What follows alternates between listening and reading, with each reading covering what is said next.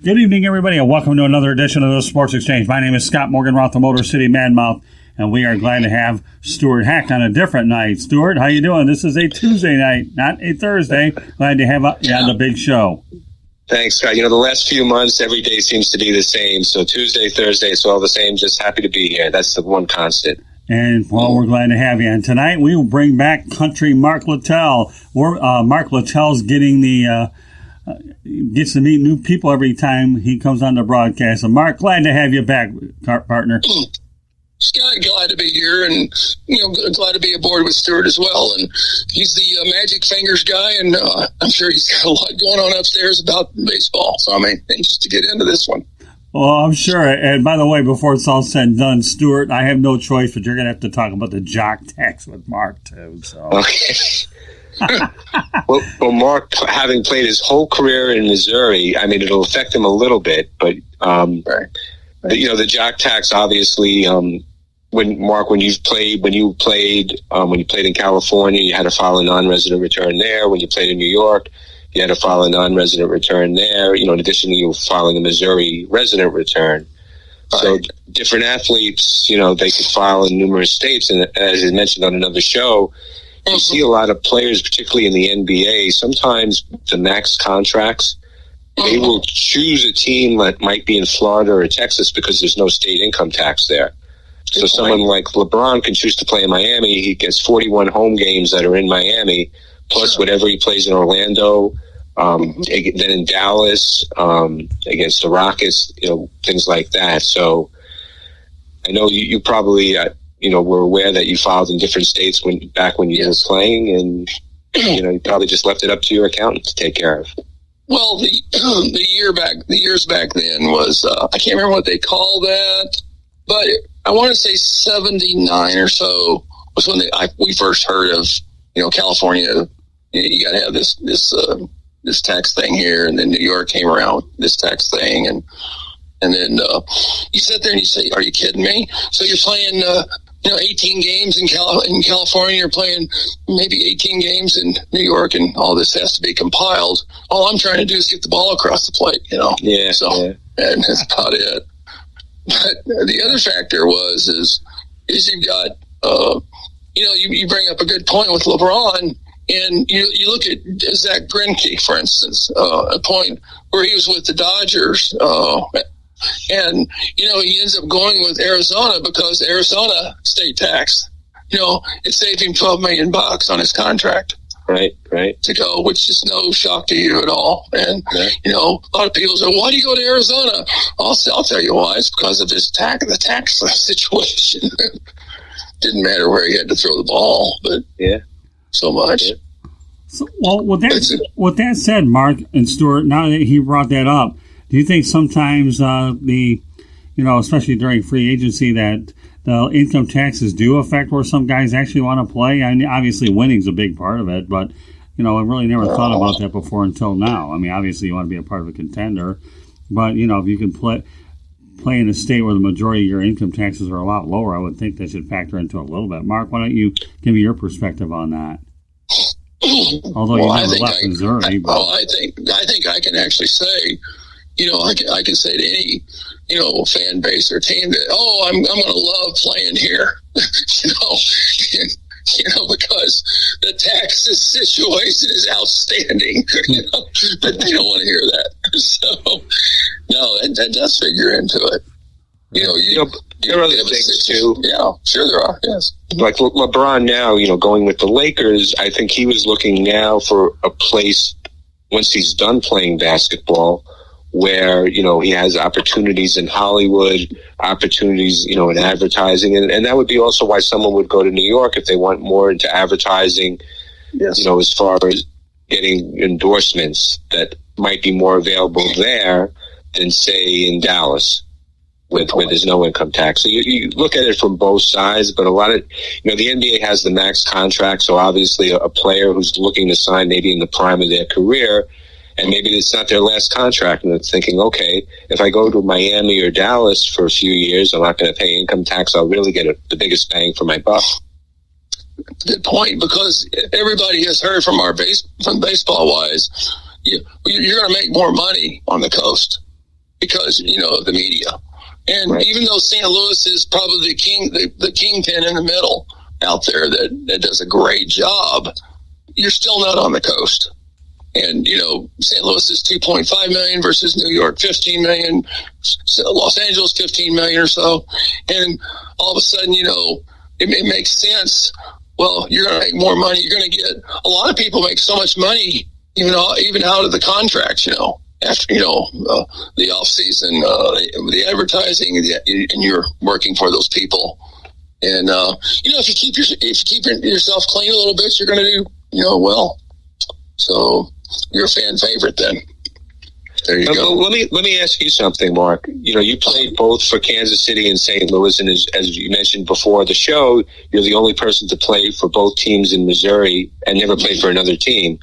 Right. What would the biggest differences or similarities between the two organizations as far as even fan base or just the way the organizations were run?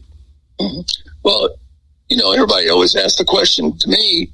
They say, which team you like better? I said, well, here's a very simple answer, because I was drafted by Kansas City. I got the opportunity. I was with a team that went, I was there.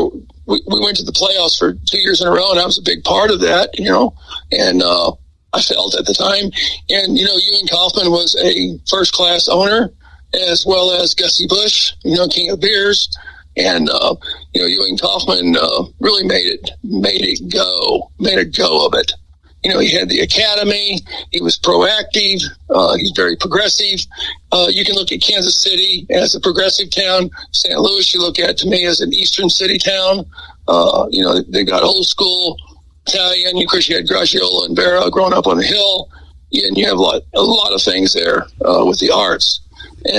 But Kansas City is very progressive. It's a money town. St. Louis, old money. I grew up with St. Louis baseball, growing up to Mutual, Gibson, and Kurt Simmons and all those guys.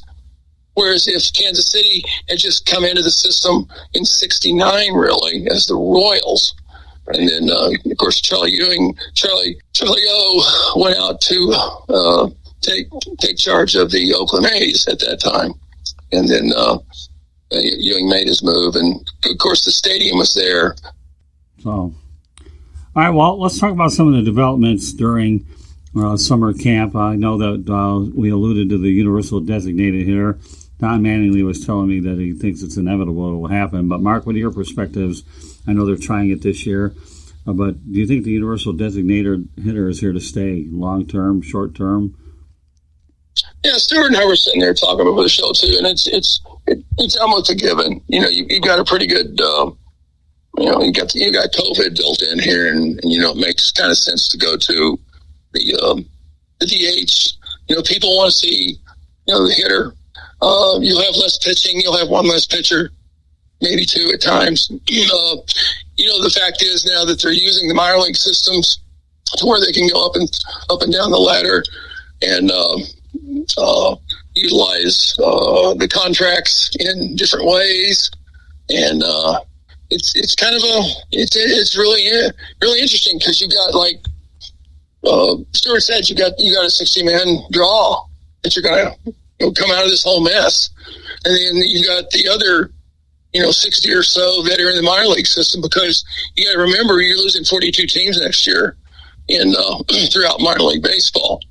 So rather than having 200 in camp in the system in minor leagues, you're going to now have probably 120, 130, and it's going to be quite different. So, go ahead, Stuart. I think the DH is going to be inevitable for the National League going forward. You'll see there's going to be a lot of changes after this year. Some we don't know yet. Some as the season goes on, we will see. Mm-hmm. It's going to be interesting to watch and see how this affects baseball in the long term. And the minor league systems, you're going to see big changes there, because basically there's no minor league baseball this year. Mm-hmm. It's just people just staying in shape at minor league camps, getting ready should someone get injured or sick. Mm-hmm. So going forward, and they were talking about getting rid of minor league teams before this, and now you may see things like even the amateur draft, they may cut some rounds out. You may see it something similar to where like the NBA the NFL is the better is that the NFL doesn't really have a minor league system. Everything is kind of through the draft. They have a taxi squad. You may see more of that in baseball going forward. Right. And the worst part of that is a lot of these cities that had minor league teams, this is a big part of their economy, and they're going to get hurt because they won't have these teams coming in and, supporting, the local economy there. Yeah, good points. All right, well, we're obviously during the COVID era, and one of the things I asked Mattingly and Mark, you being a pitcher, now I have a feeling you might, especially during this shortened campaign, see relievers go 2 to 3 innings. I've always liked to thought that back in the day when you were pitching, Mark, that was the norm. It's, going 2 to 3 innings. When I talk about Raleigh Fingers, Dennis Eckersley, and the list goes on. And of course, Josh Hader is a modern version of that. Do you think that we could eventually see a lot more 2 to 3 inning relievers again, Mark? Yeah, you really could. You're going to have quite a staff, though, because it's a different breed of cat out there nowadays. I remember when I first came up, you had to go 3 innings to get a save. And people said to me, "Well, you only got 16 saves one year." Yeah, but I was in 60 plus games and over 100 plus innings, which there's only 40 of those guys that actually did that over a 3-year span. And of course, you're tearing your body apart, you're tearing your arm apart. I mean, you don't really know it because back then we just took the ball and had fun. And then you say, "Oh, my arm's kind of sore." But anyway, you sit there and you look at that, the 3 innings stints. If you have that, and you have that starter go, let's say 5, and you go, 3 and then 2, or 3 and whatever it's going to take, to get through the game. And, starters have to, to me, they've got to, get past the 60 pitch, 70 pitch, 75 pitch innings. I mean, pitch counts that they're, we got to pull him. It looks like he's getting a little bit tired, in which they probably are. But you look at the Verlanders of the whole thing, he's geared to go 9 innings. He's geared to go 8 innings like Maddox, and then the big dummy guy like me comes in and says, oh, game's over, I win. We drink lots of beer, so, but that'll be an interesting test, and a challenge, I think, for the pitchers to say, because who knows what they're going to say, because they're making so much money. And don't get me wrong, that's great that they're making the money, but take the ball as well. Come on, go out there and pitch some, rather than saying, well, I had 58 appearances this year, but I threw 61 innings, and my arm feels it's kind of okay. So, whatever. Now, do you think, Mark, your career would have gone longer if you were just pitching 1 inning at a time instead of 2 or 3? Yes. Yeah. And then, they didn't know too much about the arm back then. And, you'd ask down in the bullpen sometimes when you're in the minor leagues, and you have the old, coordinator come around, and he's chewing something, he's smoking a cigar down there watching you, throw a bullpen, and you're 20 years old or 19 years old, and you say, "How's that look to you?" Oh, damn, hell, that you're looking good, boy. You're looking good. He said, "Let's go out and have a beer tonight. By the way, you're buying." Something like that, and as he's taking the puff off that cigar. And, but it's kind of interesting to sit there and look into this whole scenario that's coming down the line of what kind of an athlete that we're getting out there on the field, and everybody's going to say, well, he's throwing 98 miles an hour, but the exit speed of that home run was 115.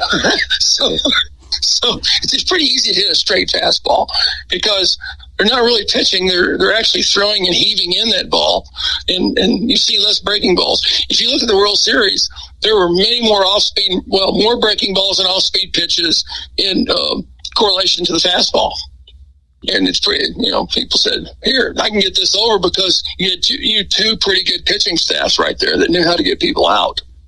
It's just not this young kid out of the Dominican Republic at the Royals signed that throws 101. He's 17 years old. Oh, okay, and whatever. So would you say that Justin Verlander probably could have pitched in any era? I know you're right. He is an Oh, yes. Yeah. Yes. He was talking, matter of fact, he had changed his mechanics a little bit. He said, I want to throw 8 to 10 more years.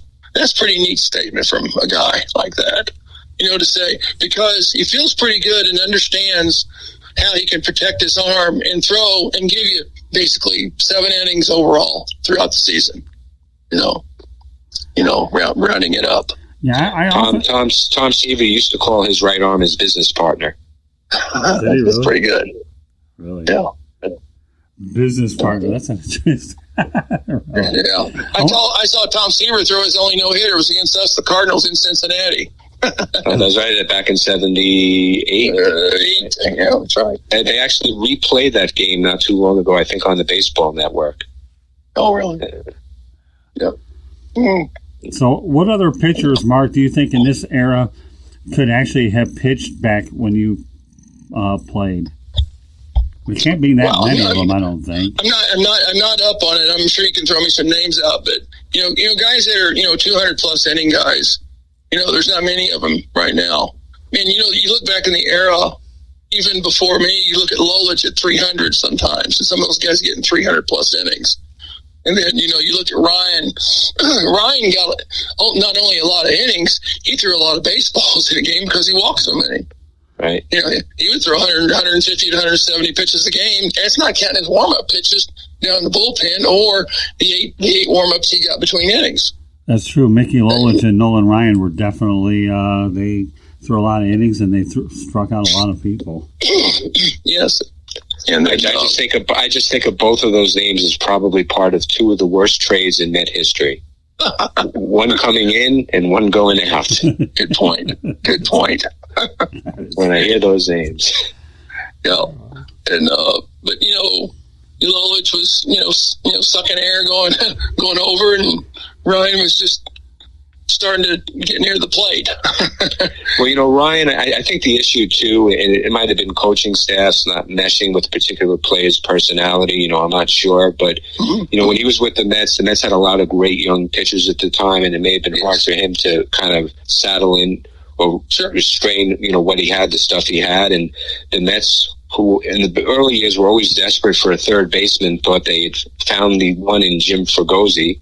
After they thought they found the one in Bob Aspromonte, after they thought they found the one in Joe Foy, and you can go on going back. So right. They saw Fregosi and they said, all right, and the Angels wanted Ryan. They were a young team and they made the trade, and the rest was history for Ryan. And Fregosi played, I think, a year and a half for the Mets, and then they released him or traded him. I don't remember which. And sure, and then the Staub for Lolich. I never saw the sense in that from the beginning, because the Mets pitching was their strength. Why did they necessarily need someone else when they really needed another bat instead of getting rid of one? And it may have been issues I think Staub was having with management. And, even the issues he had with Detroit made him a full-time DH, which I don't think he was happy about at that time. I think he felt he could still play the field. Yeah, ironically, in 1976, Rusty Staub made the All-Star team. I think he had Mark Fidrich. I think the Tigers were a team that was a losing team. I believe Ron LaFleur was on that team, too. Ron LaFleur. He was, yes. Yeah, Ron LaFleur. Rusty Staub and Mark Fidrich were a team that was losing. Go figure. Well, unbelievable. The thing about Mark Fidrich is, I remember going in there when Mark was pitching, and I was with the Royals, and it was in '76, and I was having one of my best, if not my best year, and it was right before the All-Star break, and Fidrich was pitching that night, and they were out of division, and so we'd heard about Fidrich, and didn't know him and things of that nature, but you walk out there, and then all of a sudden, Tiger Stadium's packed. Yeah. And here's a guy out there patting on the rubber, in the dirt, and playing mud patties or whatever he's doing. And, with a fuzzy head. And then I'm down there in the bullpen. I get in that game that first night, and matter of fact, LaFleur is on base. And I remember coming set, and we actually called a pitch out on that, and we nailed him down a second, actually. I remember that quite well. Yeah, he was garnering national attention for some of his antics, too. I mean, I remember ABC had him on Monday Night Baseball, and once the bird phenom started to take off, baseball certainly enjoyed the publicity coming from a lighthearted, free-spirited pitcher for sure, which I think nowadays this game definitely could use a character like Mark Fidrich. Exactly. And the funny thing, too, is I wouldn't doubt if he was on Johnny Carson in that fall or that winter sometime. he was, Fidge and George Brett and I, we'd go down to the, golly, what was that? It was a bar down there. And, all the athletes went there. As a matter of fact, I saw Julius Erving in there one night. We got snowed out, or froze out, rather. And so we went over and watched Detroit play and play in Philadelphia. And then we walk in, we go into this bar. They actually made a movie out of it. And Irving's over there with they're all drinking soda. We're having a beer, and then Fidrich comes over and he says, "Hey dude, how's it going? How you guys doing in this bitch?" I said, "Yeah, really." Oh, God rest Mark. I'll tell you can only wonder if there was any kind of innings count or instead of the complete game, how much longer his career could have gone, because he had a couple of decent years and all of a sudden his career went south quickly. And it's too bad he unfortunately died in that tractor accident out in, I believe, Massachusetts. Yeah. But Mark Fidrich was great for the game of baseball for sure. So yes, he was. Yes, he really was at the time. Nowadays, I think even Mark Fidrich could have kept millennials interested in out their Xbox, right, Mark? I believe so, because he was just so far out the door. He said, "Come on out this door, folks." And they probably would have said, "Huh?" And they probably would have followed. He would have been the Pied Piper of the millennials. There you go. All right, Stuart. This is a question that you have hit everybody with, so go ahead and throw it at our ace. Okay, so Mark, the new rule which we discussed, runner on second for the extra innings. So let's say, for example, Justin Verlander has a perfect game going. Mm-hmm.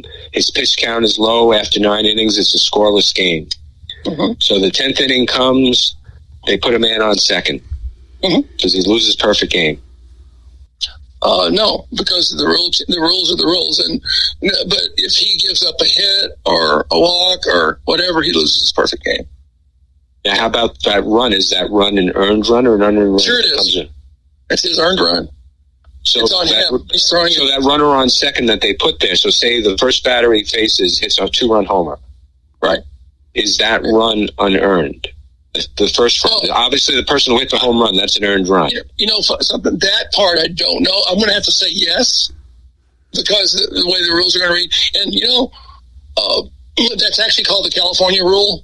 That's what I know it as, because when I was out in Arizona, after I got through coaching professionally, for 10 years, I had some college teams and some amateur teams. And then about the 4th or 5th year I was there, we were in a tournament at one of the big complexes. And, they put the runner on second. I heard, okay, the high ball game. And that's to keep that tournament play going to where you don't have, that lag time, because that's money out there that they pay to the Cincinnati Reds or whoever they're doing it with, So that's the whole thing right there, is to keep this game going and end it as quickly as you can. So if Verlander goes out there and he doesn't give up, he puts a runner on second, there's no outs, he gets 3 outs, and runners on third, say, okay, that's where he stays. So it's still 3-3, say. All of a sudden, the other pitcher comes out there, and it's a reliever. They have the runner on second to get the base hit, game's over. Because, the guy scores, say, in second. And so the game's over. He throws one pitch, and the game's over. So there you go.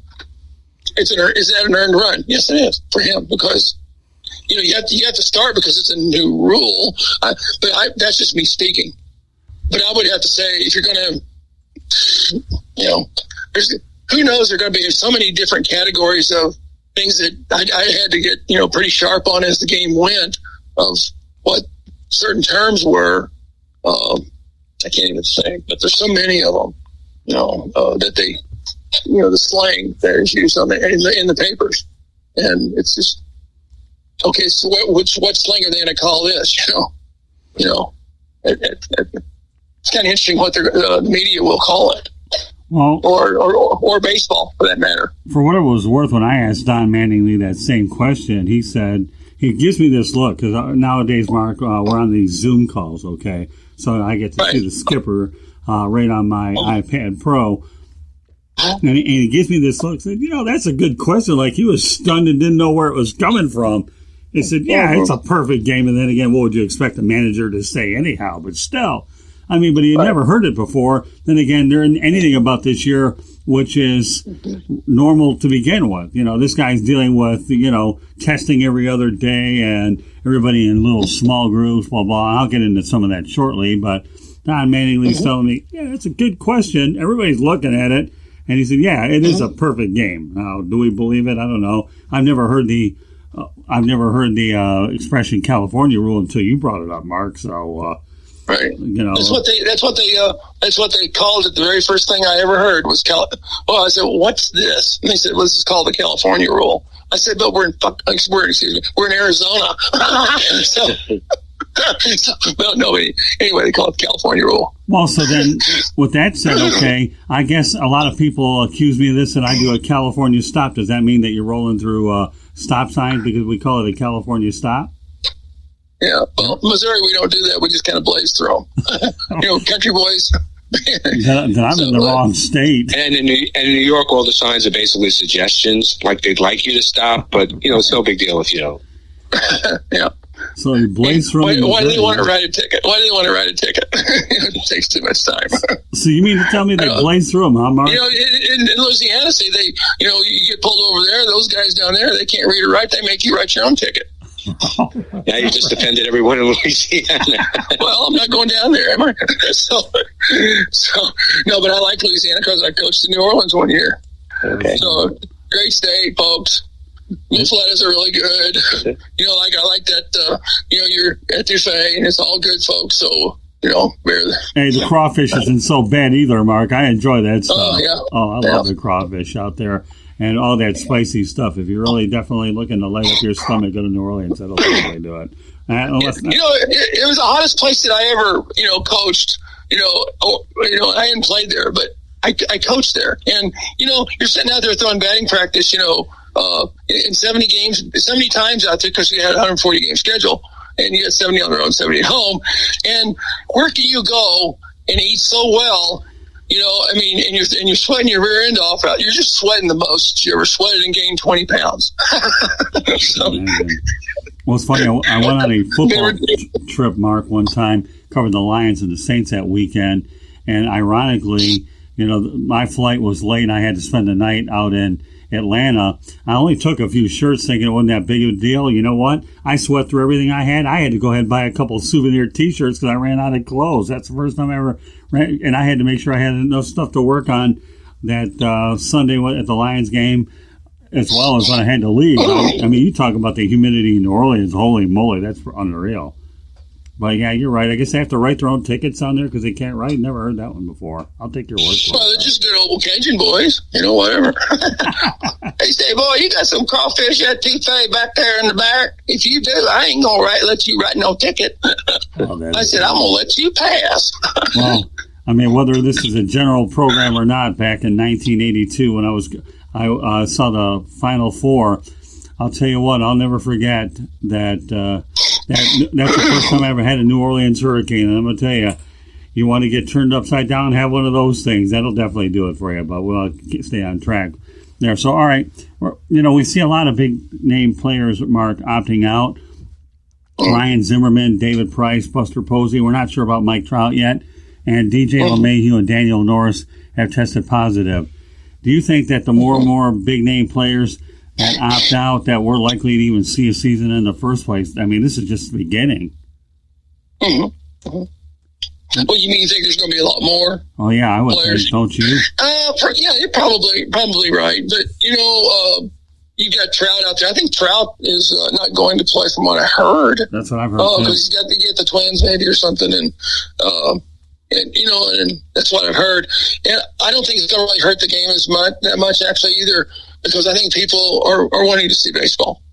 Really? I mean, they're tired of the COVID. They're tired of being, in. Hey, let's watch some baseball. I mean, good grief, it's professional baseball, and it's crying shame that you haven't got some of the best players out there. But they're going to be stacked pretty well. These guys are no slouches, by the way. They're not slouches out there, none of them. And that's even in the minor leagues. People sit there and they say, "Oh, you're just a minor leaguer." I kind of laugh at people that say, "Oh, you were just a minor leaguer." Good grief, there's just a hair difference in some of them. There's just a slight difference to get those guys over that hump. To why did this guy stay and why did this guy not stay? This guy's got better skill level. This guy's got better stuff. Why isn't he in the big leagues? Because he's not mature enough, to handle it. I know DJ LeMahieu and Daniel Norris of the Tigers tested positive. I'm sure there's a lot of other guys that will test positive too. But you don't think that even if there's a lot more positive tests, that's going to slow this thing down right away? Or how many weeks do you think we get into it before should they shut it even down? Oh, it's kind of funny. You're going to have an opening day with nobody in the stands. Hopefully we have no players kneeling. Hopefully they do play the national anthem. And then, they have the ground rules going over, with the umpires. They'll have the players up on the top step, obviously, probably on the front line, first few times, first week maybe. Well, first 3 or 4 days, first series. And then they break and they play, and then it's off and running to baseball for 60 games. And then whatever comes after that. So you don't think it's really that big of a deal? People just want baseball, is that right? I don't think it's a big deal. But, you're talking to a ball player who's seen a lot of ball games, who likes to leave in the 5th inning. It's kind of boring, isn't it? So, I mean, and I coached quite a bit. I mean, I've coached a lot. I've seen a lot of baseball. I've seen a lot of national anthems. I'm not in tune to 2 national anthems, that sort of thing. Right. So, I mean, but anyway, I'm just saying it's, play baseball, get it on. Let's go. Play the game. And, people are sitting at home, and I'm sure they're going to be delighted. You might even gain some fans because, I'm going to watch this baseball thing. Here's this gal about my age, about 67. She's sitting there saying, "What's so hot about this baseball?" She said, "Well, that's better than watching the soaps." Good grief. I think I'll tape this. So there you go. What do you want to add, Stu? I mean, I think the first week or two of the season is going to be very telling. If the biggest stories are who is still testing positive, that could be problematic. If the biggest story is, Edwin Diaz shouldn't be closing games for the Mets, then that's a good thing, and it's a sign that things are, there'll be a season. There's always the threat, obviously if there are a lot of positive cases that they could shut it down at any time, which is a little scary. But what I think Major League Baseball, and I mentioned this on a previous show, their marketing department has got to work overtime. You can't be concerned with players who are not there. They've made their choices and you have to respect that. But what you have to do is take the players that are still playing and just get their name out there. Just mention the hell out of their name. Just market them, find backstories about it, make it interesting, try and bring in new fans if you can, and hopefully maybe they will gain some new fans from all of this. But I think you can't worry about who's not going to come. Everyone has their reason. Mike Trout's wife is going to have a baby. Buster Posey, they just adopted twins that were preemies. And, there's a concern that if he gets exposed, he could bring it home. And, that while it might not affect Buster Posey, it could affect his family. So, my hope is that they'll get through the 60 games. It'll be successful. You'll have a World Series team that, people will be interested in. They'll have a compelling story. We had discussed, I think, on the 108 Stitches show, Scott, what if it was Kansas City against Florida? Right. And, what you do with that is you just find players. You find players that were on Florida's 2003 championship team. You bring in the Jeff Conines, have them there to reminisce. You take the Kansas City Royals. They were a championship team in 2015. Bring some of the guys from there. Just make it compelling. Take some of these players and just take what you have and just market the hell out of it. They really got to work hard this year. They can't just sit back and be complacent and just say, well, people are going to come because it's a great game. I think this year they got to build it up in other ways and work with it. So people want to come, and they want to come in 2021 and 2022 and so forth. Right. Good points.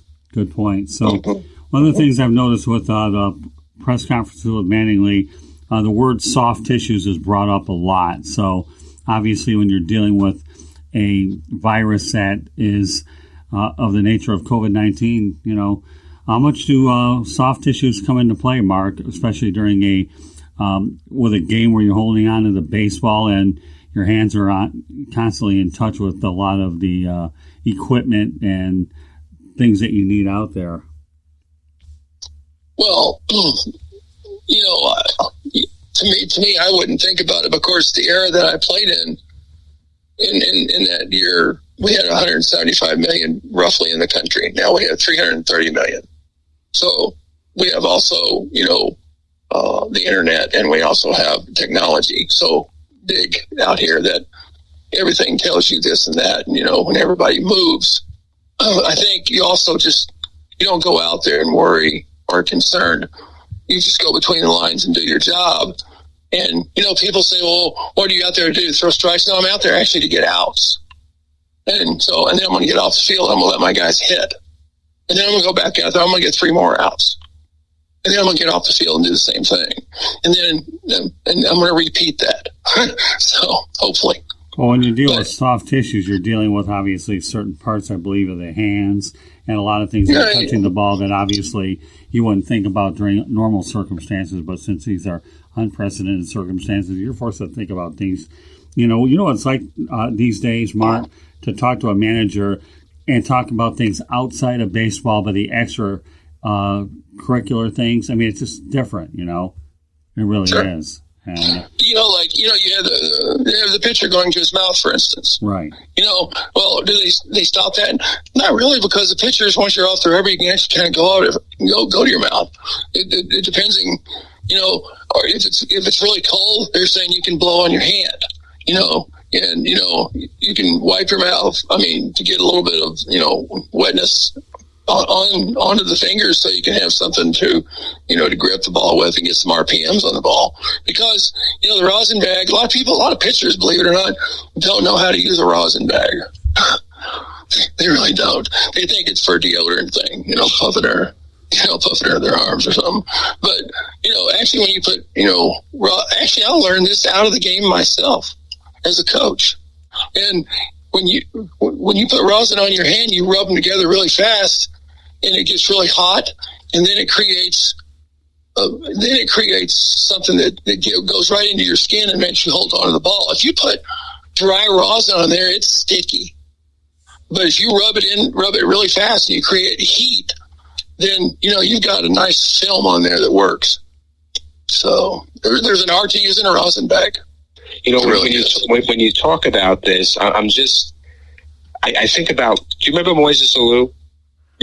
Yeah, of course. He once revealed that during the baseball season, what he would do is he would urinate on his hands. Yes. To toughen them up. We did too. Yeah. And I'm thinking, you imagine doing that now in this age? Oh. Well, you got the salt, and you have the blisters and all this other stuff, and that makes the calluses because you've got salt in the urine.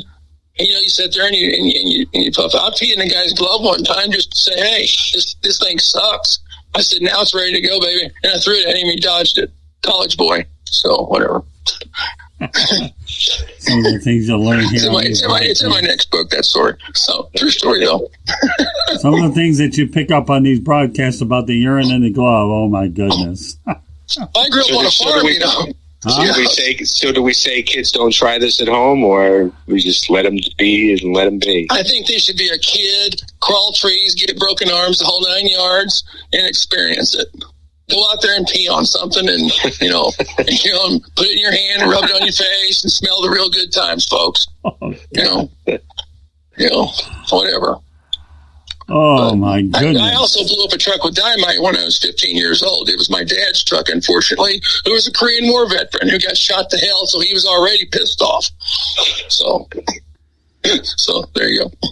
Well, if I sat there and told you some of the things I did as a kid, a lot of people would turn their heads, but I won't get into those here because then I just get off subject. Oh, I got to tell you one of my favorite stories, since you guys are certainly good friends of mine. On my back in the Midwest in the Southfield area, I had a babysitter on my birthday. I had a Johnny Lightning train set, and my cousin Robin was babysitting. My brother and I locked her out. And we were playing Johnny Lightning, and she was running around freezing her tail off December the 29th. You know, and she's trying to get herself a coat of some kind. To this day, I can't help not laughing. That works. Oh, I know. You know what? I mean, you talk about these things like urinating on gloves. I mean, my poor cousin Robin. My brother and I had the whole, if you're looking for a way to get rid of a babysitter, lock her outside in the dead cold weather, play Johnny Lightning, and that's your way to do it. But, you know, that's a good one. I don't know. Mark, you set me up for that. My goodness. I know that beats me peeing on an electric fence and getting it knocked in the dirt, so whatever. Well, for all you Johnny Lightning people out there, if you have a cousin and you need a babysitter, you want to get rid of her, lock her out there, and hopefully somebody provides her with a jacket. But anyways, we'll go from Johnny Lightning over to umpires, okay? 11 opted out, 15% could be out. Minor league umpires could be used as fill-ins. Are you guys surprised at that development? No, not necessarily. You know, everyone's got their own, you know, opinions and their comfort level. No, I'm not necessarily surprised about that. Mm-hmm. Well, they need to develop anyway, you know, so that's a good way to doing it. So you spread the wealth. Why not? Well, you know, see what you got. Yeah, well, that's true. I mean, but now, with all due respect, Joe West is not one of those. So, you know, Joe West, he don't care. He's going to go out there, and you know, Don Mattingly even mentioned today. They said, you know what, it doesn't make a lick of difference. I can understand with umpires being a lot older that they could be susceptible to potentially risk out there. And that conversation is being talked about in the NBA with a lot of the older coaches, whether they go in their bubble or not. So, you know, I don't think it surprised a lot of people. You know, well, Bob McClure and the other coach, they got kind of cut free from I can't remember who they're with right now, but I played with Bobby Mack and the other guy, and you know, Bob's 68 and the other guy was around the same age. You know, and they just didn't want to get exposed, and so they put their positions to a different capacity. So there you go. When you talk about summer camp, in most cases, you know, they report to spring training. They're playing games within 5 days. Well, boy, you talk about a weird year. You got summer camp. Everybody is obviously in their parks. And it's taking them, I think, anywhere between 10 days and 2 weeks to even get used to what's going on until you play a couple of exhibition games. Mark, what are your thoughts about all that? Yeah, in this specific situation, you had the spring training where everybody was up and running after, 2 to 3 weeks. That's when you should be kind of in shape and, kind of tuned up. But if you've got this summer thing going on, I'm sure that these players were working out to some degree on a daily or every other day basis and trying to read what was going on, because it wasn't going to be a vacation. They hoped at some time that baseball would return, which it is doing. So they're probably in decent shape. It just takes them another 10 days, to get on a field and see the real deal. Whether it be from the mound, whether it be from the plate, whether it be a ball coming at him, in the field or fly ball, line drive, whatever. And, can they run through the base and, full speed and get it done? And, I don't know. I don't think it's going to be a big deal. I'm thinking it would not be a big deal. Well, let alone the fact that they have to get used to a lot of the protocols, too, about staying away from each other and all that. I'm sure that's all brought into play as well. You got to stay 6 right. Well, I think it's funny that they're not allowed to spit. Yeah, it's going to be true. Sure. Yeah. How many bags of sunflower seeds did you go through? I went through dip. Oh, you went through dip. We didn't do sunflower seeds back when I played. We all They smoked, up the runway, a bunch of them, which I never did, but I used, Red Banner, Copenhagen, like most of the team. Yeah. So, and, you'd have, big brown spots in the bottom of the dugout, and you'd reach down, put your hand through it, and rub it on the front of the uniform. So we didn't care. So you've got 30 players. You're going to see a lot of them all over the stands, or everybody going to have walkie-talkies? I haven't heard that one. Do you know what I'm talking about still on that one, what they're doing? With the walkie-talkie thing with the players? I haven't heard that. I know it could be an issue because obviously with no fans in the stands, you're going to hear things a lot easier than you would normally. So if a coach or a manager shouts out an instruction to a player, well, he may not be shouting it out because, someone else that he doesn't want to is going to hear it. So they're going to have to think of creative ways to, get their sign, the message across. Don't ask me an answer. Stuart, you brought up a really good point about, the marketing aspect, which I think they are. I think they're going to have to be real creative and do some double time. But, it's going to be interesting when they go out there. Are they still going to be, playing the organ up there when they get the hit or trying to get the hit or doing this? And, it's just going to be a cold stadium or nothing. I've got to think. I know nowadays the players have their theme music when they step up to bat. Are they still going to do that? I would hope so, because it's got to come across something rather than just, South Korean baseball where it was just like, so you would think that you would hope that they would have the theme music. And, of course, the advertising is going to have the break, obviously, when they need it. I guess they're going to question, the replay. So you've got, 2.5, 3 minutes right there. So you've got 22 to 25 minutes of the game being, taken up with replay. And then you've got, of course, California League rule. You've got the umpire still behind the plate. You don't have the machine back there, computer behind the plate. And whatever other rules that are out there. Now, do you think, Mark, on the telecast that we see from home, that you're going to see an increase in commercials? Obviously, because Major League Baseball wants to get revenue any way they can. So during these times when they're looking at a replay, instead of in the past where you might be watching the umpires looking at TV, right, but it wasn't so bad because there were fans and there was noise, that maybe you break for a commercial while they're looking at this and then come back. Yeah, because if you put it there for a minute, they're going to do a replay. They go out for a minute and a half, which is long, and then they come back for the 30 seconds to get it going again. You could have a minute and a half commercials. You could probably do the 3 to 5 commercials right there, see, or whatever they need to get it done. And I could see that very easily. Yeah, I imagine that they would probably revenue, like you said, revenue. It's all about revenue at this point. They've been hit hard. And the other thing is we've failed to forget. We haven't forgotten it, but the new contract's going to be brought up over the winter. How long is that going to take to get done? Is that going to be a sore spot as well? Next spring, are you going to have a lockout? Are you going to have whatever? There's variables, so many variables there. Yeah. So, I think that's, baseball really will need to come to some sort of labor agreement next year. They can't let anything linger on because, yes, it put a bad taste in some of the negotiations this year. They were almost saved by the spike in cases because people forgot about what was going on with this. And then, they just said, all right, we're going to do a 60-game schedule. The commissioner's office came down and said, we're doing 60. So people aren't really talking about the issues prior because it's not a good look for baseball because you have a lot of people all over the country that are out of work, that are struggling. And then these guys are complaining that, through a prorated schedule, their own prorated schedule is only going to get $8 million. So it's really hard to feel sorry for them. And I think there's resentment towards the owners too. So I think baseball the owners and players need to come together in a hurry. And it would really be great if somehow they can make it happen before this season ends. So at least there's no labor questions going into next year.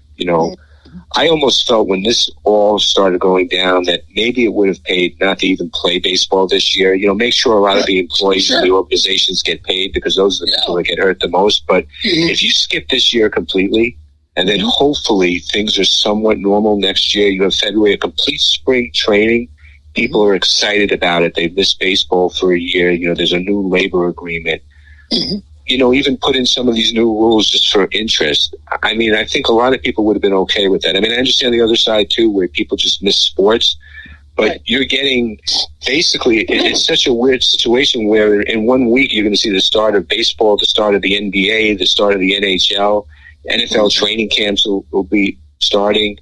So you're going to be going from basically no sports at all to hopefully all sports up the wazoo.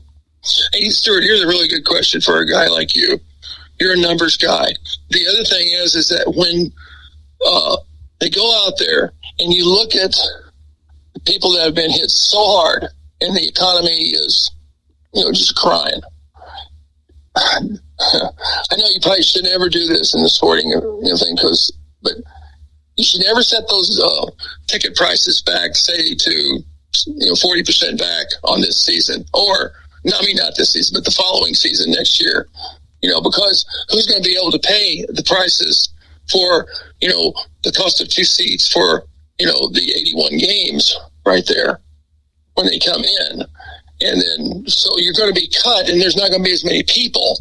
Who's going to really support that? I mean, I guess there would be, but I don't know that.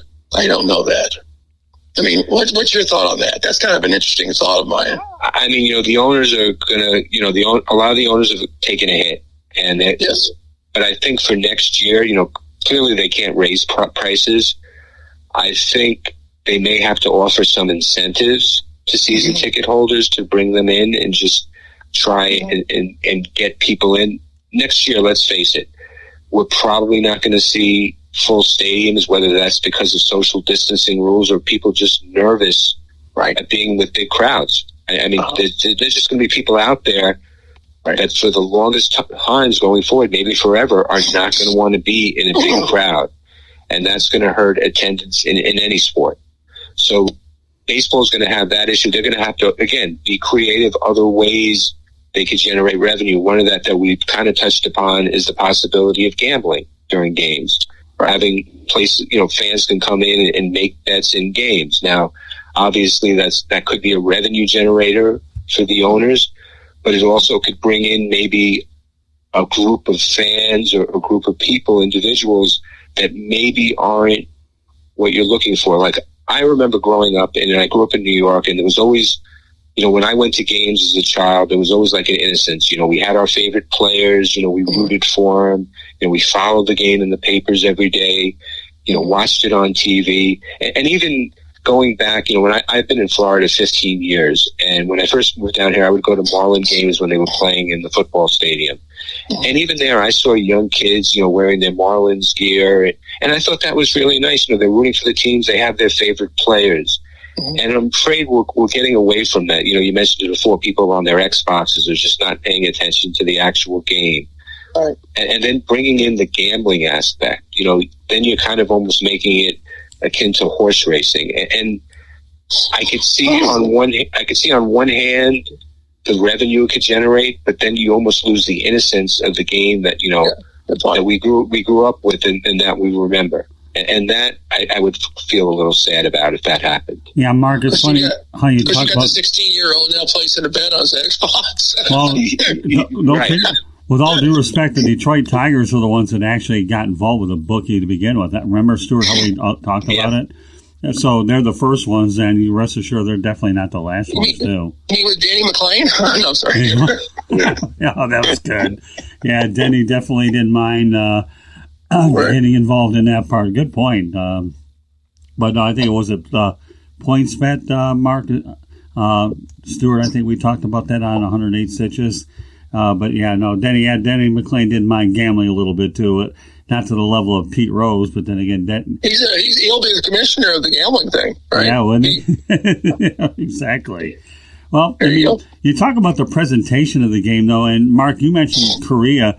I think that even when I was asking the Marlins whether they would actually put noise in there or not, you never know. They might put some noise in there to try to make, because players go ahead and feed off some of that music, but how surreal it would be is really anybody's guess, that's for sure. So, I would think that they would do music, to tell you the truth, because at least, it's not spring training to where it's kind of, you've got some music, it's a real game. Because once the umpires come out and the umpires show up, it's a real game.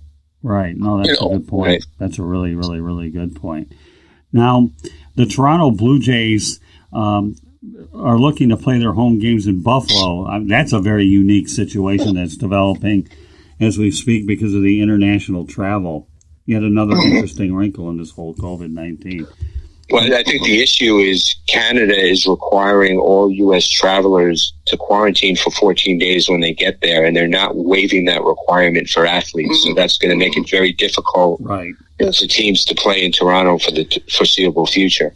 Yeah, I've actually seen this coming in like 3 or 4 weeks. For some reason, I had a feeling that Buffalo, and the proximity from Buffalo to Toronto is about an hour anyway, so it's not like it's that far. And, Buffalo's a wonderful stadium.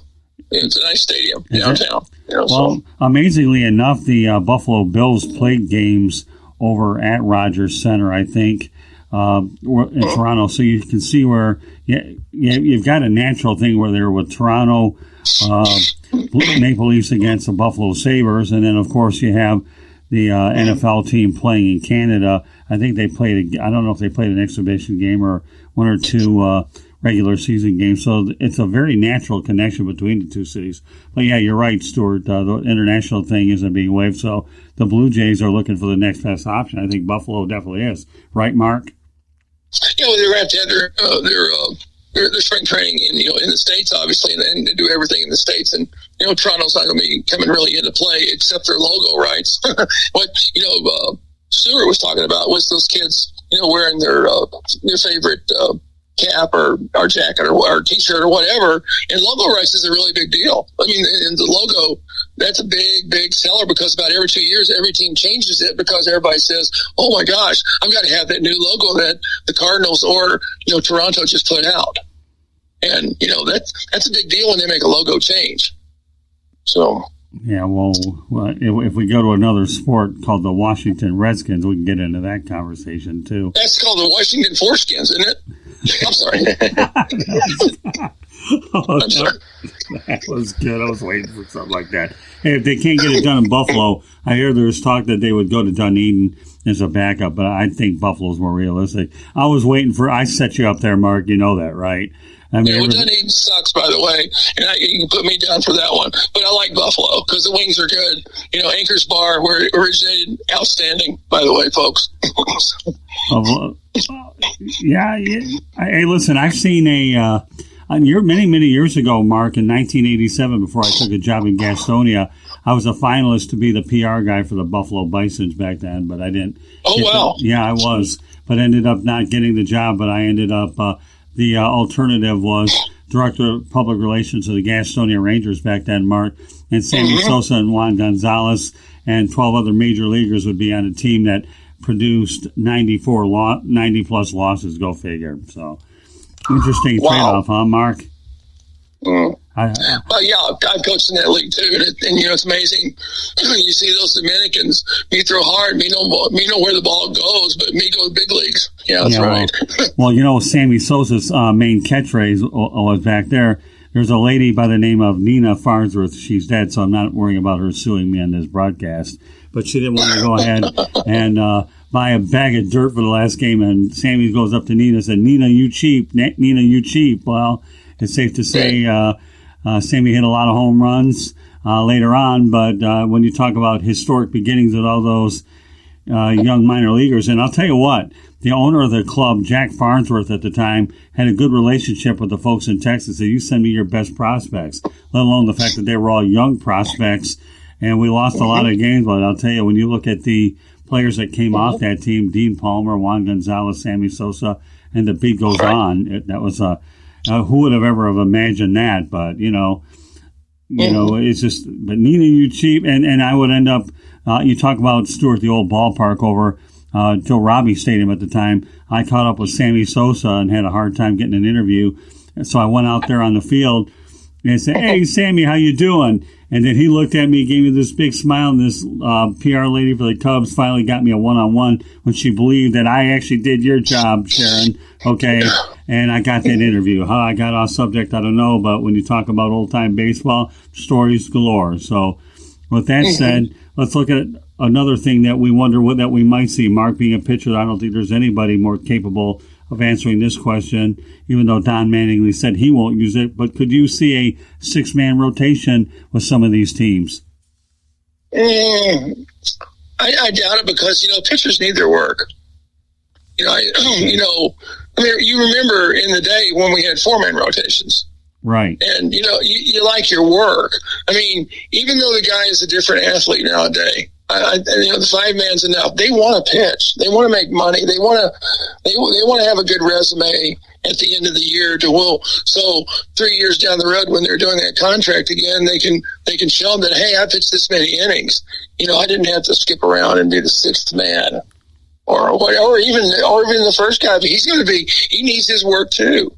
But if you have a six-man staff, you got probably a pretty poor bunch of pitchers. If you look at it that way, if you go ahead and you look at Boston, or you look at the Cardinals who have pitching, you look at Houston who has pitching, the Dodgers have pitching. I doubt that they're going to have a six man. They would all have five. I would think, surely.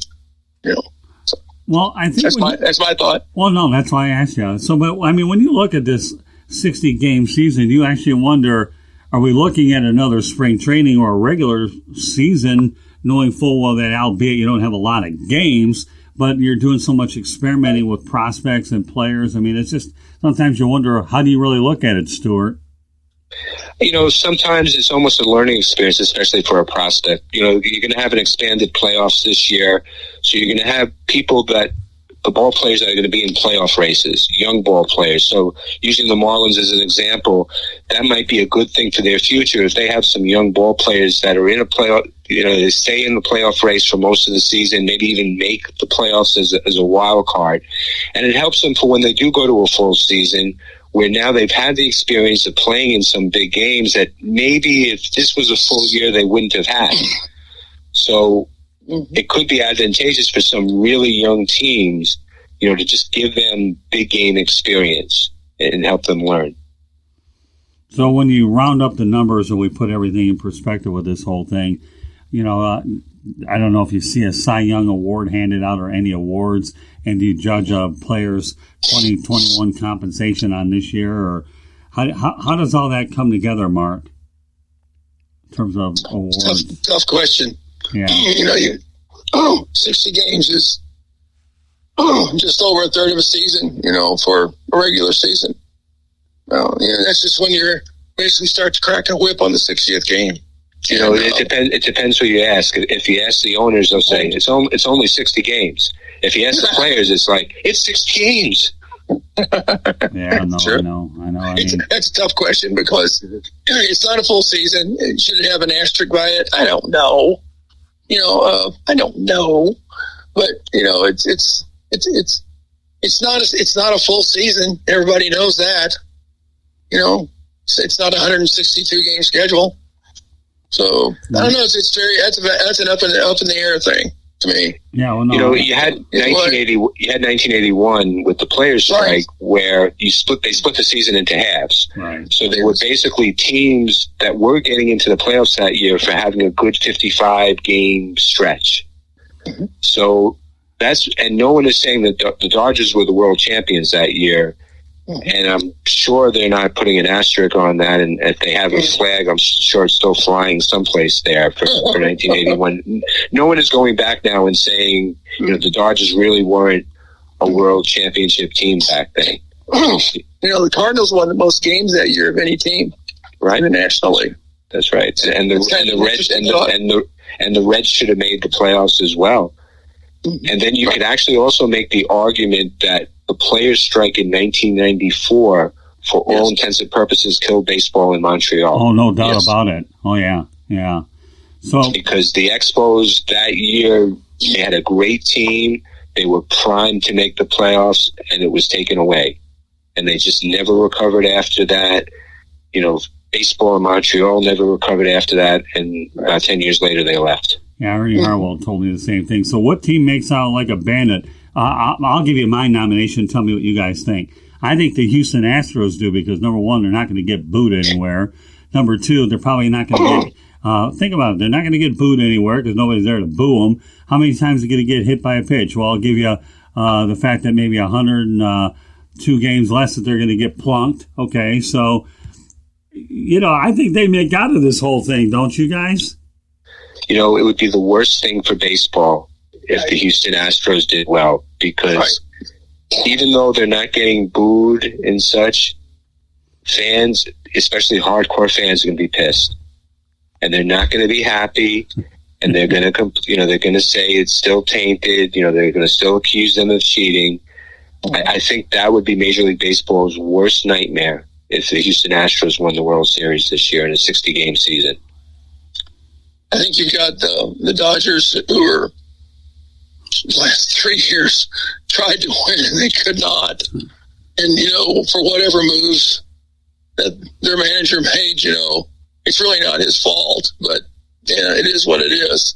But, and to me, your sleep, I've always said this one, because you got new ownership out in Kansas City, and I never was rooting for Kansas City because of the old ownership, which didn't do too much, you know, to tell you the truth.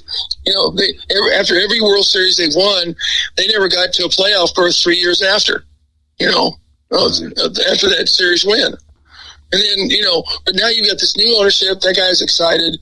You know, they do have some very young, good pitching. And, you know, they have some pretty good guys that can put the bat on the ball. The only bad thing is they got Sanchez and that other catcher out there that have COVID. You know, they would be a severe sleeper to me, you know. And then you've got, you know, the Yankees, they've got some COVID issues. But I don't know. It's hard to think. The Cardinals have a lot of pitching. You know, they hopefully they can show up, you know, for the dance. And then, you know, I think it'll come down maybe to the first 20 games of the season. If the team could say get off to a 15-5 or 16-4 start and then just stay at 500 the rest of the year, they're golden. It's almost like the '84 Tigers. So when they got out to that 35-5 start and they never looked over their shoulders the rest of the way and they steamrolled it through the rest of the year. Mark, let me ask you about the Milwaukee Brewers. You know, the Brewers are an interesting team. You know, another good outfit. Yes. Yeah, they are. Where do you think they fare in all of this? Oh, they're the same. You know, you could throw them into the whole mix. You know, Yankees. Houston Dodgers. They all could be in. And it's like you just mentioned. You know, the 16-4, 15-5 start after the 20 games start, and you know you've got 40 to go, and you just play 500 ball. You're setting.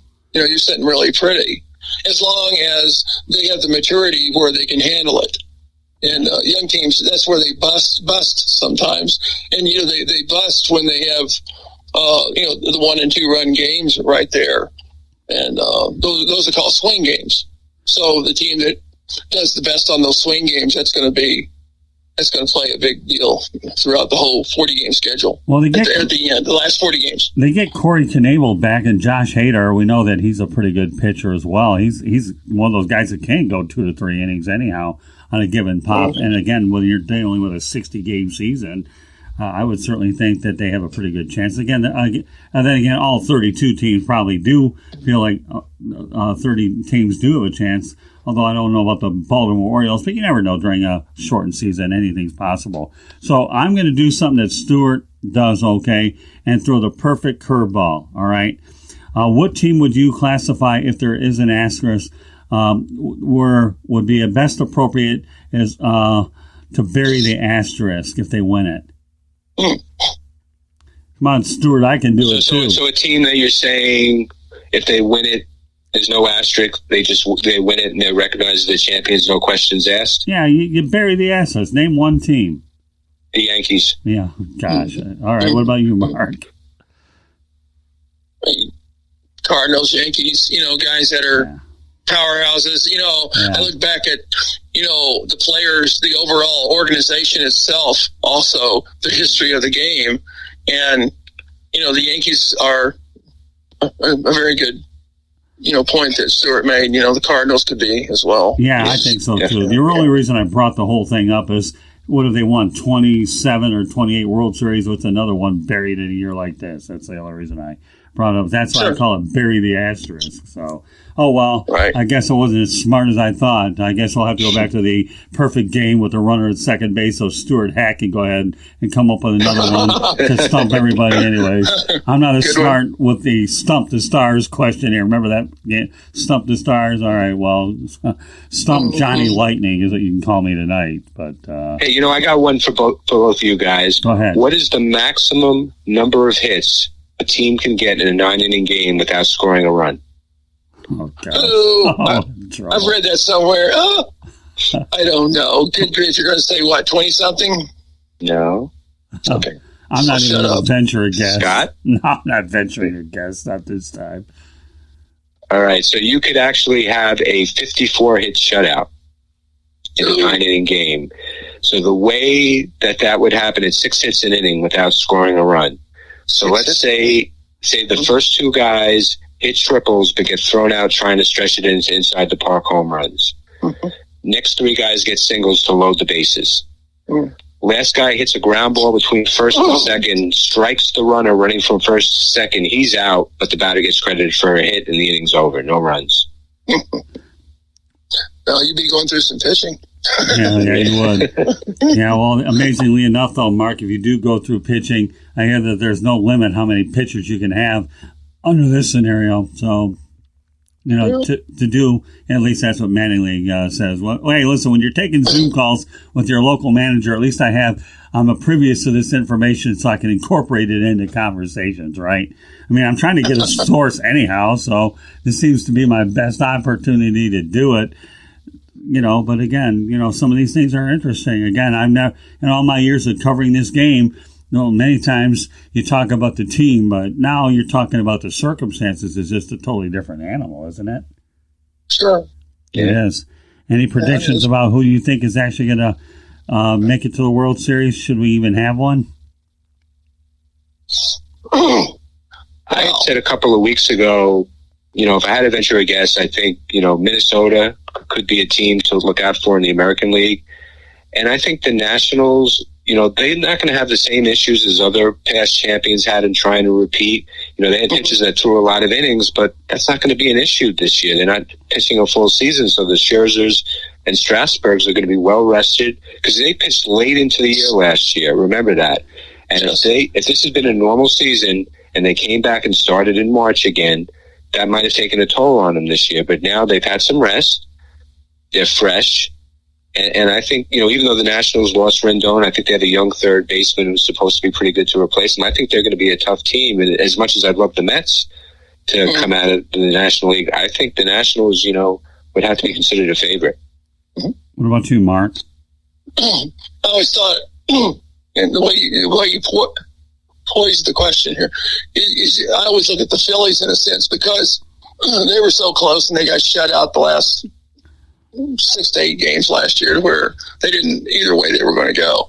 I think Mr. Bryce has something to prove, and he's a little bit more established and not the gung-ho guy he was first year, out over there. The other thing is they have some decent pitching. I think they're just PO'd enough to go out there and maybe possibly turn it around in a short span of 60 games. It's a steep statement. I'm intrigued. I'm shooting for kind of an underdog at that point. I'm intrigued by that too, though, Mark, because you got Joe Girardi as the manager, and Joe Girardi to me is I'm glad he got another opportunity to manage for sure. So, for some reason or another, that isn't as far fetched as you would think. I don't know. Maybe I just have to stay on the conservative side that I do like the Yankees until I'm convinced otherwise, because they do have a lot of good players on that team. And the Dodgers won it in '81 with the old abbreviated season. So if common philosophy or logic has anything to do with it, you had one scarred season, why not have another one? Does that get them over the hump? No. Does it get people off their back? Maybe. I don't know. But I think the one thing that we all have to understand is it depends on how many players drop out to find out what we really do have on the field. At later in the year, even though we're speculating whether we would get to past the first 2 weeks, as Stuart definitely alluded to earlier in the broadcast. So I don't know. Mm-hmm. But I don't know. You're sure going to play have some fun with 60 players, up and down the ladder, and what's going to be this and that, and who's going to do this and that. It's coin toss right there. It really is coin flip. I don't know. I think it would be an interesting matchup if we saw the Yankees and the Phillies. You think about Joe Girardi facing his old team. Mm-hmm. What do you think about that one? Do you think it would have meant more after a 162 game schedule, or it doesn't matter? I mean, I think the Phillies played the Yankees this year during the regular season anyway, so Girardi's going to get a chance to manage against his old team regardless of whether it's in the World Series or the regular season. But, you wonder if you hope that these World Series matchups, are pique everyone's interest. And we just hope for the best. I mean, it's kind of like baseball's slogan could be, watch Major League Baseball. You never know what's going to happen. Who's going to not play? Right. Who's going to get sick or whatever? Just stay tuned because anything can happen this year. What do you think about the geographic setup of how you have the American League Central playing the National League Central? You have a lot of the regional things. I think that's pretty interesting too. I really do.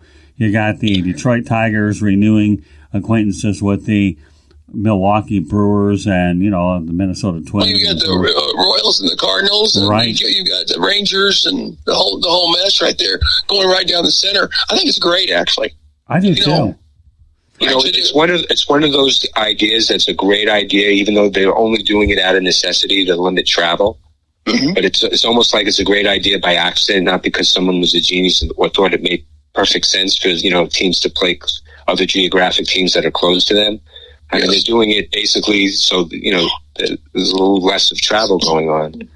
Yeah, but do you think that down the road, I mean, obviously this is an experimental season in every sense of the word anyhow, but, that maybe there's a form of realignment at some point where you might see a lot more of this stuff going on, even though obviously this is an unprecedented time. I mean, you have some really interesting matchups that used to be what they are. And of course, you have the White Sox and the Cubbies playing every year anyhow. I mean, it makes a lot of sense geographically for it to happen and create newer rivalries from the older rivalries, if that makes any sense. Well, I think it's something to put in the back pocket because you've always had the Cardinals and the Cubs against each other as rivalries right there in the National League. And, you've got that East Coast, West Coast corridor with the center, with the Central, like we've been talking about in the last couple minutes here. It's all going to play into a different hand down the line. It would be open for suggestions possibly. So yeah, I mean, if you're going to experiment, why not do it all the way to the max? That's for sure. So, Stuart, you have any other things you want to ask Mark before Mark gets to tell you about the Nutty Buddy like he does on this broadcast and all the books that he's written and how many more he'll probably write? Okay, how about this, Mark? Who was the toughest batter you ever faced? Well, that's a really good question because I always got the big guys out for some reason.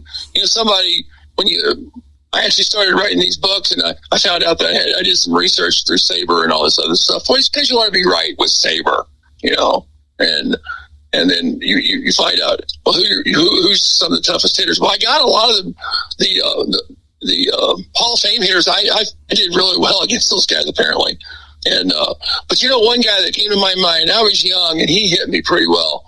Was Tony Oliva, and good hitter, and. He could, wow, this guy could hit. And, I struck Yaz out 4 times in the limited time that I played, and, Carew and all these guys, Jackson, and those guys, I just didn't have any problems with them. But for some reason, Oliva, he had just, he had my number, I guess you might say. I imagine you probably dealt with a lot of hitters that had your number, didn't you? I mean, and then there's some, you had their number in terms of the way the sweet science of baseball goes, isn't it, Mark? Yeah, I don't know. I did pretty good against the big guys. It's the little guys that hurt me. 1, 2, 6, 7, 8, and 9 hurt me more than 3, 4, 5 DH. I love facing 3, 4, 5 DH. Big swings, big holes. Now, do you think that was because you would concentrate more against the big guys, and maybe sometimes let your guard down upon a little guy who you thought you could get out just like that, and maybe you're not thinking? I don't know. Well, in my case, Stuart, the whole issue was I had decent command, but not great command. So, I go up there with a bigger guy, and he's got a big swing, and I could, strike a guy out or two which was not a big deal. But, was I out there to strike guys out? No, I'm just out there to get you out any way you can. But when the guy came up with a little strike zone and you're closing, and you have to throw strikes to get ahead, because they love it when a guy is just, has a good arm out there, and the guy's overmatched, and I fall behind 2-0 all of a sudden, and he's still taking. And all of a sudden it's 2-1. He's now he's 3-1. He's going, yeah, and it's 3-2. He goes, yeah, and ball 4. So, I mean, he made me throw 6 pitches. He didn't want to swing either. He did not want to swing on me.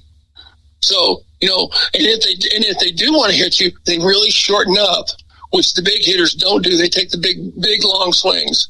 I'm going to hit this hard, hit it out. I'm going to really open this game up. You're closing. You're in a 1-2 run game. So the little guy and it was like Ryan. They would do the same thing to Ryan. Those little guys would shorten up, make contact, and get right over the infield, hit for a little short, quail line drive, and they're on base. So there you go. That's interesting. Well, it wasn't that I was afraid to do anything to anybody. I loved facing 3-4-5 DH. And, it did not bother me one bit. Well, by feeling 3-4, does that really give you that adrenaline rush, knowing that you can face the heart of the order like that? Yeah, I'm smiling, actually. Really? Game's over, baby. Game's over. I win. I'm going to win. Yeah. Lots of beer, No, I don't hardly drink. But, I'm just saying, because I knew there's a chance of me, and I'm going to make you put the ball in play as fast as I can. Right. Because I'm not going to spend, if I spend over 3 minutes out there, somebody's probably going to be close on base, for sure. If I'm out there over 5, they're probably close to scoring. So you want to make this thing under 3 minutes. Get that game over with. That's a fact. Well, it's interesting how you talk about how quickly you deliver a pitch. I know a lot of pitchers take forever doing it, but don't you think the fastest way into somebody's head is by having the quickest delivery possible? I know Jim Cott didn't waste any time when he was on the mound. He liked to just get that thing done. Yeah, Kitty Cat. I played with Jim. And, did you? He had the quick pitch when he was with White Sox. He played 26 years. And, Jim told me he always did something just a little bit different every year because stay ahead of the game, a little bit, because the hitters would remember him like this last year. Well, this year he would think this way just a little bit more this year on this guy. And you got to recall, you got to remember all that. And that's pretty easy, actually.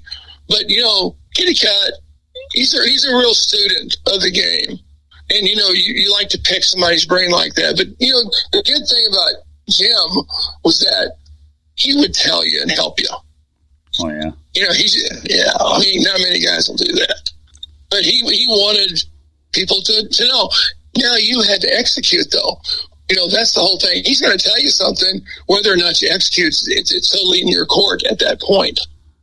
Totally in your court if you're going to execute. Really? So that's the big deal. Did you find that even Nolan Ryan liked to tutor or mentor younger guys, too? I know you say Jim Cott does, but Nolan Ryan to me is, if I could ever learn anything from somebody, I'd like to learn from Nolan. He seems like he really knows what he's doing. Nolan would have told you crap when he was pitching. Really? No. Nolan was struggling as a pitcher, in a sense, because he didn't become a pitcher until the last 6 to 7 years of his career. He always got beat 2-1 with the Angels or 3-2 because he'd screw up and he'd want to make you look really bad, but he'd hang a little curveball, get a quail over it, somebody'd see the base, and he'd do something stupid again, and he'd lose by 1 or 2 runs.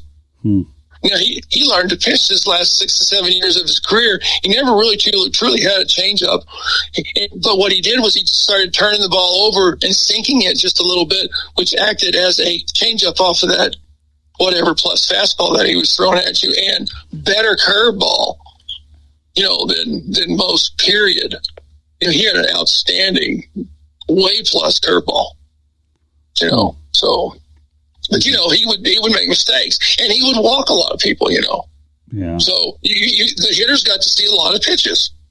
And that's the one thing you don't want. You don't want to show a pitcher, the hitter, a lot of your pitches. Here, please swing at the first pitch. Thank you for the ground ball out. Much appreciated. Wow, interesting.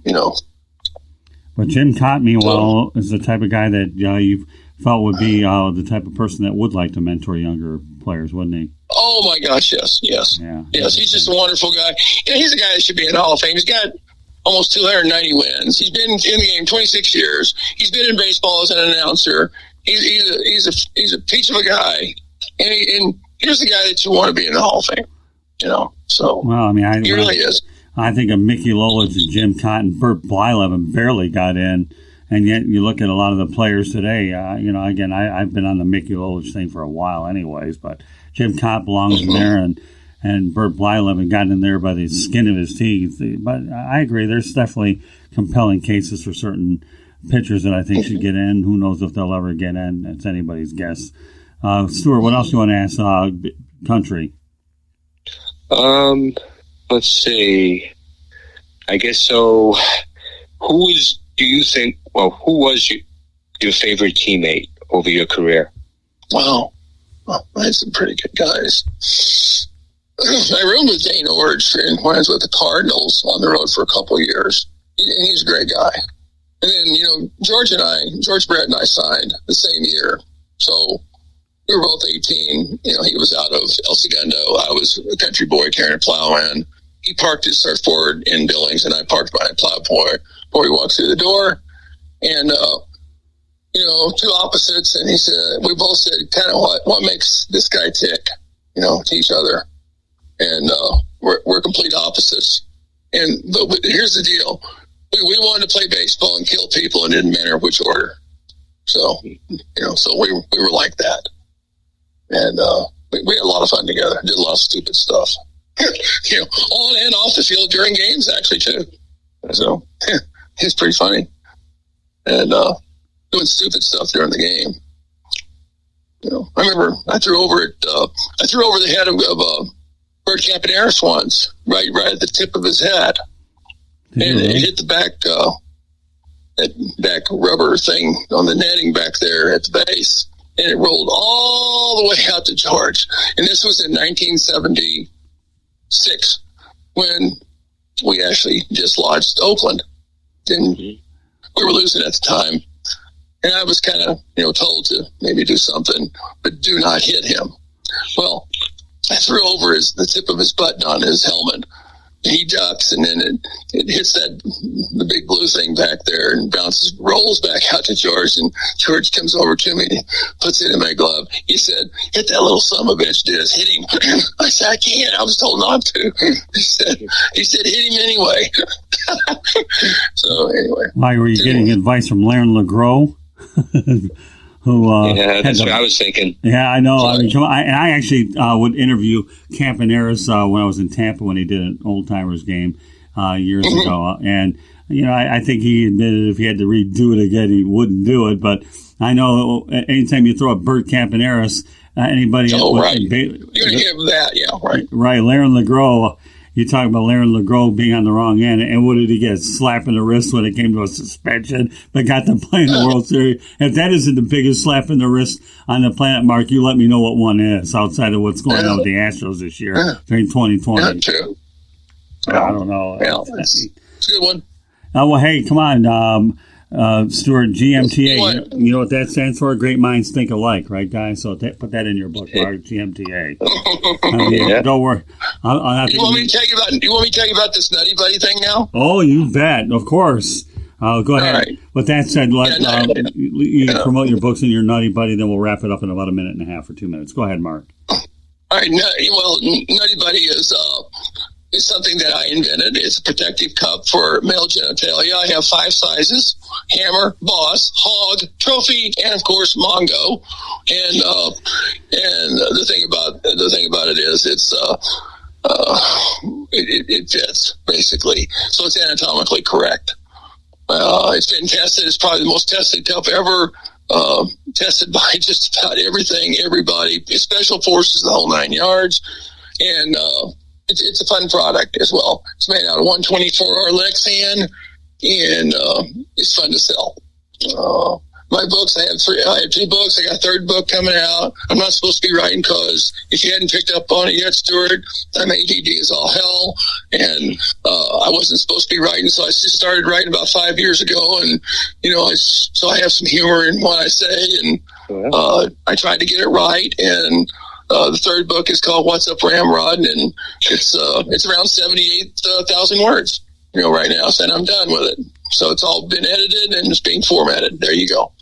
All right. Well, of course, the annual Nutty Buddy. We love hearing that anyhow. I know David Levin, who's not on tonight, him and his girlfriend definitely have an opportunity to watch those videos all the time. So, all right, Stuart, why don't you let everybody know how they get a hold of you, and then we'll wrap up the broadcast with my information. All right? Go ahead, Stu. Sure. You can find me.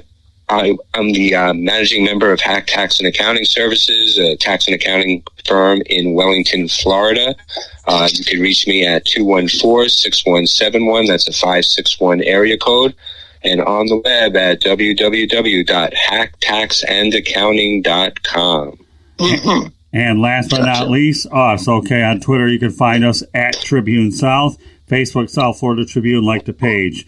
Instagram, South Florida Tribune. Pretty hard to do much with the YouTube channel, but when I do get around to doing it because of COVID-19, please subscribe to South Florida Tribune. Our website is www.southfloridatribune.com. We have lots of good content on there from our columnists as well as our media distribution partners, and you can find a broadcast on there as well. You can email us at southfloridatribune@gmail.com. You can find me on LinkedIn at Scott Morganroth. These broadcasts can be found once again on southfloridatribune.com, wherever you get your podcast. You're listening to the Sports Exchange with Country Mark Littell. We love having Mark on every opportunity. He's a blast, and we feel he's a big part of our family. So great night, Stuart, Mark. Glad you had a chance to meet each other. Always love talking baseball with both you guys. You definitely know a lot. So it's really a privilege, Mark, to have you on whenever we get the opportunity. Mark, you're truly in my opinion, a first-class individual and undoubtedly a very good friend of ours. So on behalf of Country Mark Littell and Stuart Hack, my name is Scott Morganroth, the Motor City Madmouth, thanking you for joining us on this edition on the Sports Exchange. All we ask you to do is please be safe out there during COVID-19. Use common sense and use common judgment. We don't want you on the wrong end of the statistic. Good night, everybody.